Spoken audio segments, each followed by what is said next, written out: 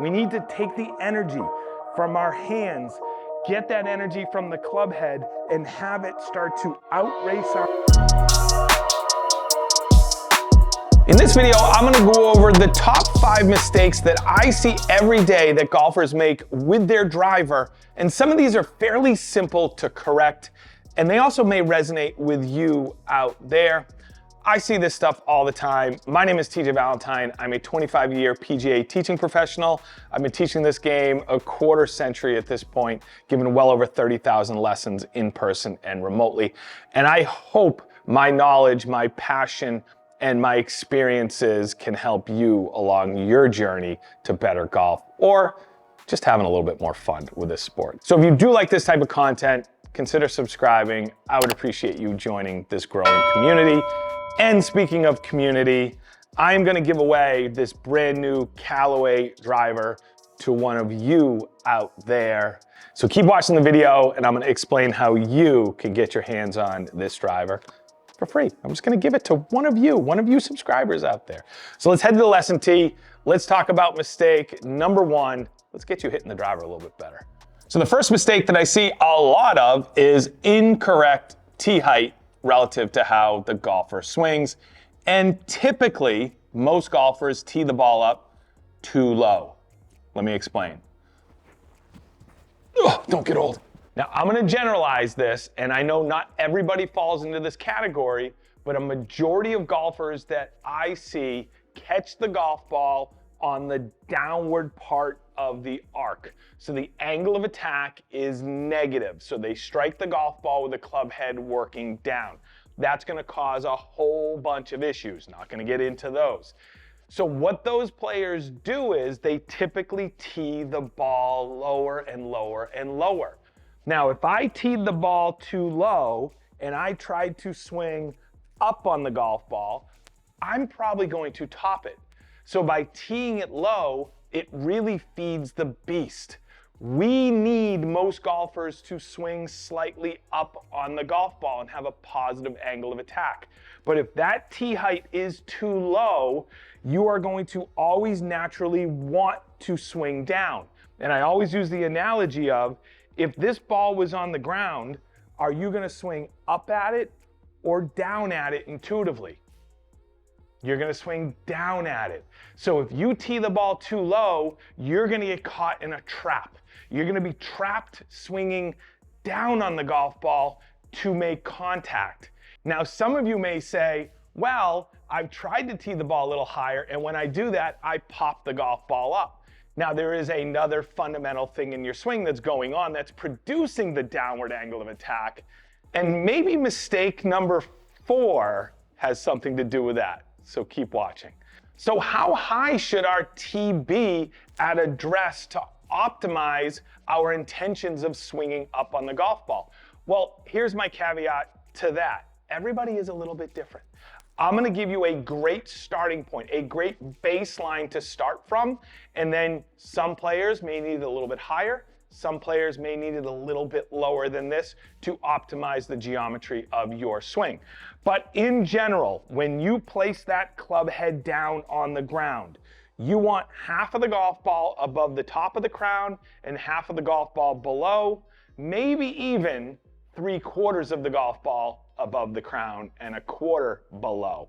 And like I said, some players may need a little bit higher, some players may need a little bit lower. So as I said in the intro, I'm gonna give away this brand new Callaway driver. It still has the wrapping on it. It's still gorgeous. It's gonna be great for one of you guys out there. All you need to do, be a subscriber of this channel, hit the like button, comment below what you struggle with the most with your driver, or maybe you're a good driver of the golf ball. Let me know below. I'm gonna announce the winner over on my Patreon. Head on over to patreon.com/TJValentineGolf. Register over there, it's free, just sign up. I add extra content, I have bonus content over there. All my major content is gonna be here on YouTube, but I do have some behind the scenes stuff, smaller clips. I answer questions over there as well that come up on these YouTube channels. So head on over there because I'm gonna announce the winner over there. So you do have to be a part of the Patreon community to be eligible to get this. It's free, doesn't cost you anything. So let's move on to number 2. Now, the second common mistake that I see is incorrect ball position, and in particular, a ball position that is too far forward in the stance. Now, we know with the driver, we are trying to catch it on the upward part of the arc, which means the ball position most certainly needs to be more forward, relatively speaking. Again, my caveat to all of this, my asterisk, my disclaimer, everybody is different. Everybody's perfect ball position is going to be a little bit different. There is no one size fits all. But there is an edge where most golfers start to fall off the cliff. And that's where the ball position is just simply too far forward. Most golfers have been taught, most golfers understand that they need to have the ball position forward. But remember a couple things. Number one, the golf swing is not linear. So this club head is not traveling back and through on a straight line. It is on a tilted axis. So this club is working around your body very close to a circle. It's not a perfect circle, but it's close to a circle, but it is working on an arc that is tilted. So there is a point at which this club is going to start to exit left. Your swing direction is going to be left. If that ball position is too far forward, and I made a golf swing like a robot, number one, I'm probably going to catch it too much on the upward side of the arc, with all things equal. But number two, my exit left is going to be early. And what happens there is, geometrically, you have a club path that's coming across the golf ball. There are a lot of golfers out there that slice the golf ball, pull the golf ball. They think they're coming over the top. They think they are swinging across the ball. In reality, the ball position is just too far forwards. So geometrically, this club is already exiting left before the club head ever gets to the golf ball. Check your ball position. Make sure it's not getting too far forward on you. Play around with it a little bit. I'm not going to tell you put it exactly here or there. Everybody's a little bit different, but play with it just a little bit. Move it back a little bit, especially if you're running into topping the golf ball or, like I said, pulling, slicing, just not hitting the golf ball solid, hitting it low on the face. Check your ball position. It just may help you out. So let's dive right into number three. And number three, again, has everything to do with the setup. So in theory, fairly simple. Number three is also going to help you achieve better center face contact. So we have vertical contact on the face, and then we have horizontal contact on the face. So tee height helps us with vertical. Angle of attack, getting the club to work up, helps us with vertical. Ball position helps us with vertical. This is going to help us with the horizontal. Now, I'm not going to get detailed into gear effect and how the ball curves based on where you strike it on the face. I've done videos in the past on that stuff. Go check out my videos. But what we want to have happen, this sounds pretty obvious, you want to hit the ball relatively close to the center of the club face, maybe slightly above the equator, and you do have some room slightly on the toe as well to strike. So think of the sweet spot essentially being from here out slightly towards the toe. The lower we hit it on the face, the higher the spin rate. We don't want to have too high spin rate relative to the player, relative to the person swinging the club. So hitting it slightly above the equator typically will knock the spin rate down a little bit. Again, not going to go deep into that. But what most players do, most players strike the ball on the heel. Heel is bad. Heel is no good. You've all experienced that heel strike and the ball just goes like that.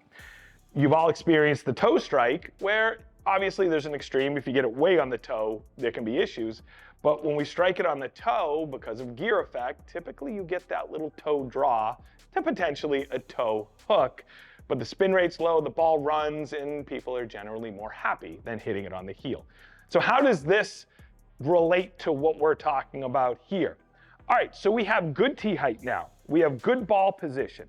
Most golfers, I know I'm generalizing, most golfers will now place the club on the ground and place the golf ball geometrically in the middle of the club head, between the toe and the heel.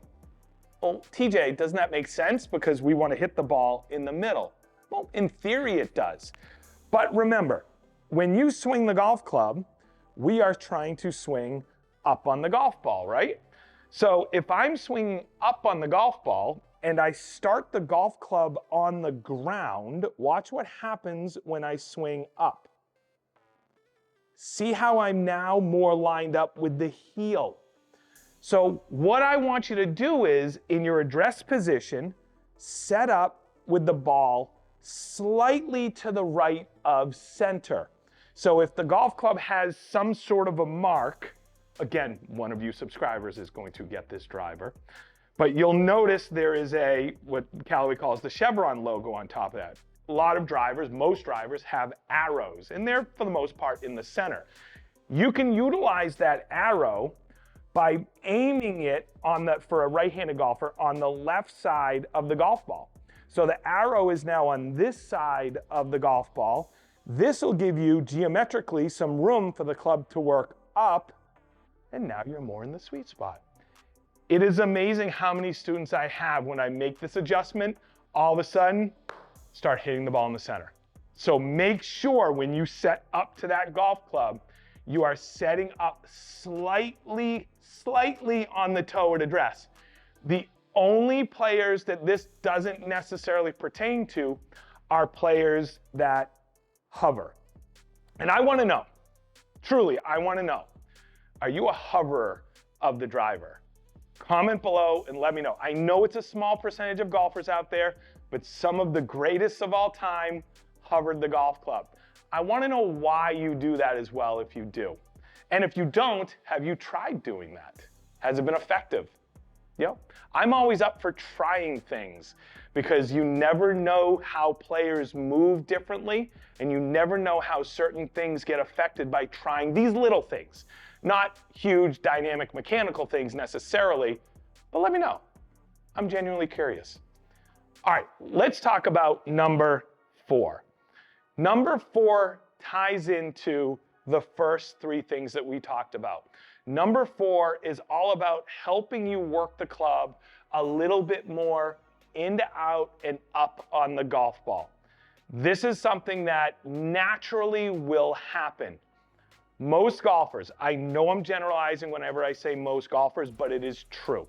I see thousands upon thousands of golfers every year, and this is super common when it pertains to the setup of the body. Ball position with the driver, as we know, is going to be somewhat forward. We don't want it too far forward. Go back to the second thing I was talking about. But because of the way our body is built, and I'll show you this way. If I have the ball and it is off the inside of my front foot, my lead arm is in X position. My trail arm has to go across the body. When my trail arm goes across the body, a lot of players naturally move the trail shoulder higher, the shoulders get open, and then essentially they start to stand up. So they don't have any needed and necessary side bend. And this is not something they're doing on purpose. It has everything to do with how they stand up to the golf ball and just how the body naturally sits from there. So I'm going to give you a process to get into your setup where your shoulders are not open at address, your shoulders are more neutral, but you also have more side bend. And it is much simpler than you may think. So the first thing, when you walk into that shot and you have that trail arm off, come in from underneath. This is going to help a couple things. I'm not going to get into those. But as it pertains to this, if I come from the side or on top, this shoulder, the way the shoulder works, naturally will rotate this way a little more. So it's going to help us by coming from underneath. This, in theory, is going to keep that trail shoulder back more. You're not going to naturally open the shoulders from there. So I'm going to get into this position here, and then I'm just going to have a little natural side bend at address when I do that. And you can do that a couple different ways. And I had a student recently that before he sets up to the golf ball, he gets in with his lead hand, takes his trail hand, runs it down his side just a little bit. All that is a reminder to create a little side bend, and then he takes his trail arm and works underneath. Really good process for him. Not gonna work for everybody, but it's a really good process for this player. So I encourage you to try that out. But essentially, we need to have, from an upper body standpoint, shoulders a little bit more neutral than they naturally will sit, and we just have to have a little bit of side bend.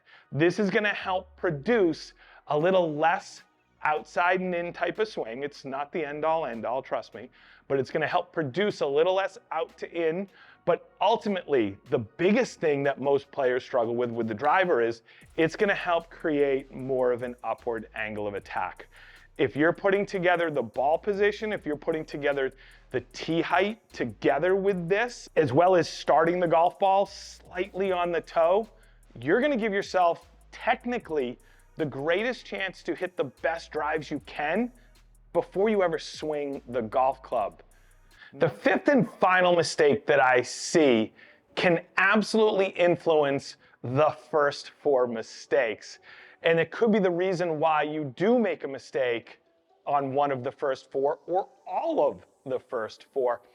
And bear with me on this. It is dynamic, it is in motion, and not everybody struggles with this. And there are other reasons why people struggle with impact with a driver and they can't get the club to work up on the golf ball. But this is something that I do see a lot. So when we swing a driver, in a perfect world, we are going to be working the club up when we strike the golf ball. Most golfers need to have a positive angle of attack, where the positive angle of attack becomes something that is not 1 bazillion% necessary to optimize things. It's when the club head speed starts to get really high. And my guess is most of you watching aren't in that territory. So this is gonna be relatable to most of you out there.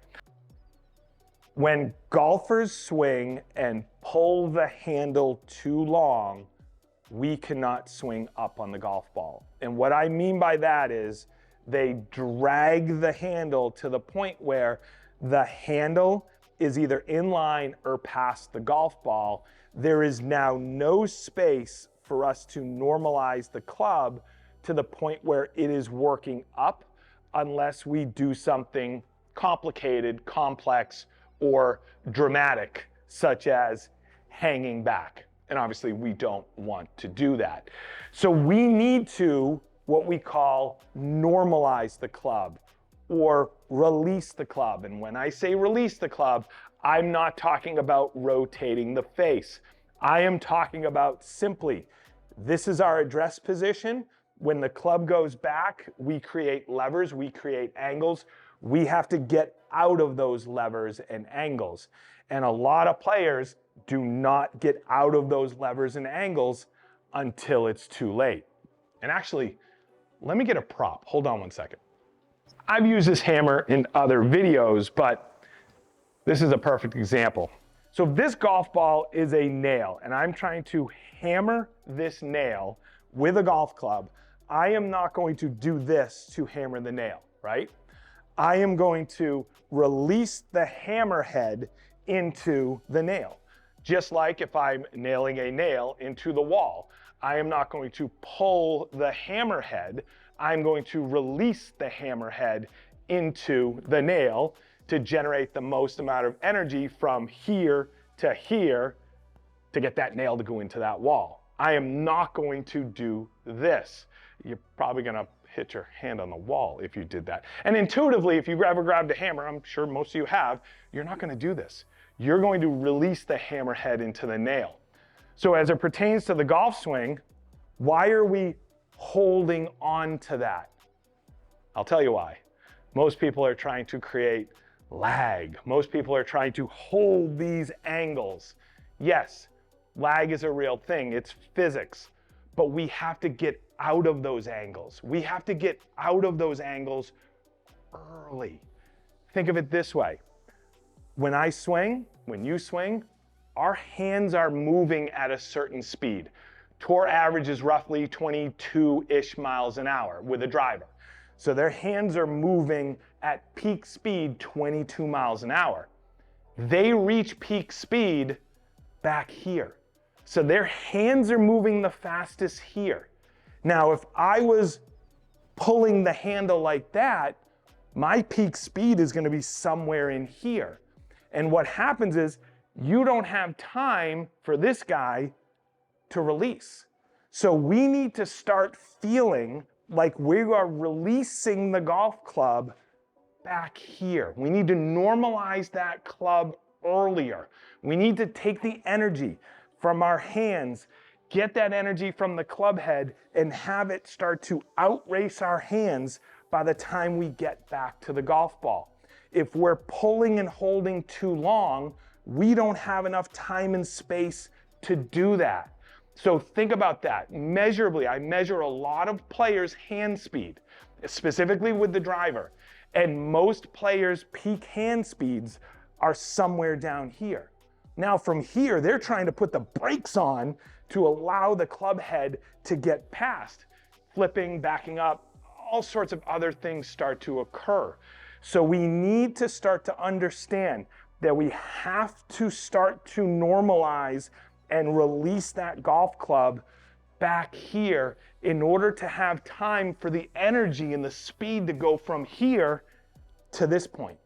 That's how, or one of the pieces of the puzzle to get the club to work up. If I'm doing this, most players are going to work down because what's going to happen? Hands are here. Now you're trying to release the club. When you catch it, you're catching it on the downswing. With an iron, we want to have the hands slightly ahead of the golf ball. Absolutely. With a driver, not so much. Now, if we have the ball position too far forward, the body instinctively may want to do this more to reach for the golf ball. If I am doing this, I'm going to be swinging down. I'm going to tee the ball down too much.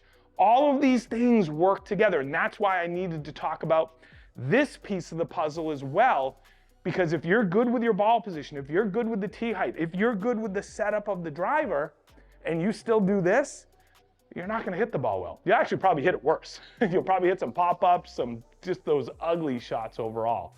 So a very simple drill to work on this. I was actually working on it with one of my students this morning. Part of the reason why I'm doing this video.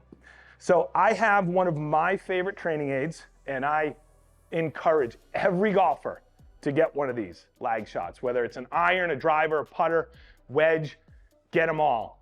So I'm using this right now for demonstrative purposes. I am working on decelerating my hands, and you'll notice, what is the energy doing?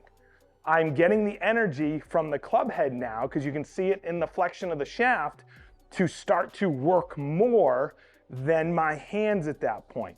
So that's giving me a feeling and a sensation.